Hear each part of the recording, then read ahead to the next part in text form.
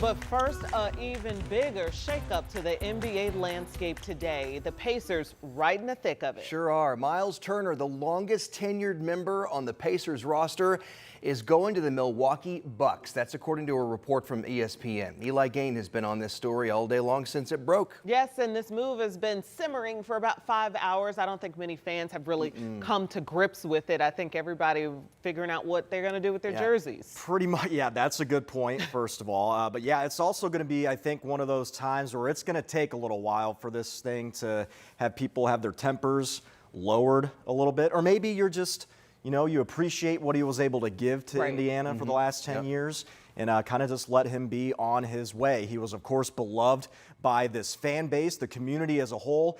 And it was a priority for him to stay here. The Pacers, they are thin in the front court. He was the best unrestricted free agent available, arguably.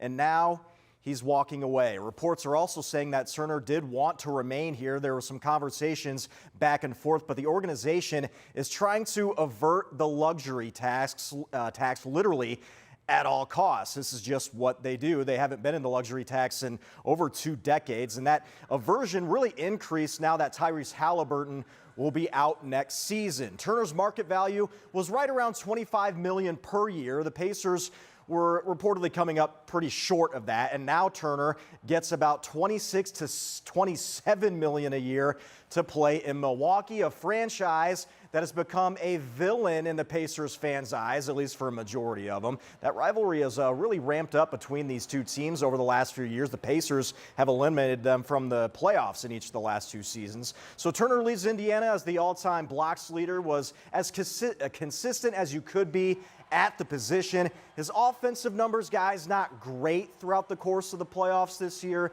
but still just an impactful player overall, and he's going to be missed. And yeah, it's a huge stunner that he's gone, reportedly as of right now. I know official signings can't take place until next week, but here we are talking about it. Such a plot twist. Yeah, I don't. Massive. I don't know if people really saw this coming at all. No. When you talk about, him leaving, what are the Pacers going to do?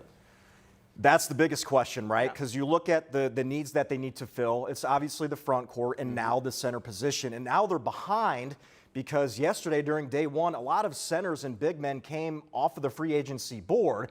So now they're thin in what they have to offer to potential players. You look at, we talked at noon, Dustin, DeAndre Ayton, who the Pacers had interest in about 3 years ago, offering him a 4-year, $133 million max contract before that was matched by the Suns. But since then, his market value has certainly gone down. Since then, inconsistency becomes a thing, but also a double-double player, and now the best big man left on the board. All right, well, I know you at home have been weighing in on this. Everybody has on social media. We're going to dig more into that coming up at 4:30. I think it's the Bucks sting, too. Oh, yeah. The fact that it's going to the division rival. It just stings a little bit. Just go to L.A. Just a little bit. Okay. Yeah, you could have gone anywhere else. A little less painful. A little less painful. Well, almost anywhere else. Thanks, Eli.